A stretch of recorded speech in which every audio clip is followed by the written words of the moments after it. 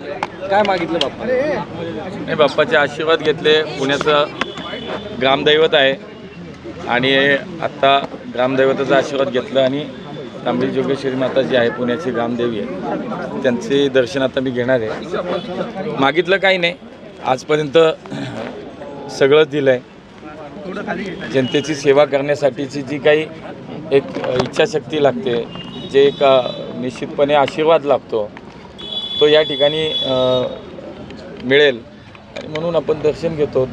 देवाला आपण त्यासाठी मानतो. त्याच भावनेतून मी या ठिकाणी आलो आहे. आज उमेदवारी अर्ज भरतो आहे आणि म्हणून या दिवसाची सुरुवात ही चांगल्या ठिकाणी व्हावी, पवित्र भावनातनं व्हावी हाच विचार होता, म्हणून दर्शनाला आलो.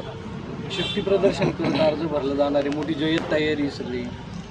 नाही, लोकांचा उत्स्फूर्त प्रतिसाद आहे, नागरिक सहभागी होणार आहेत. आता तिकडेच आम्ही चाललो आहे.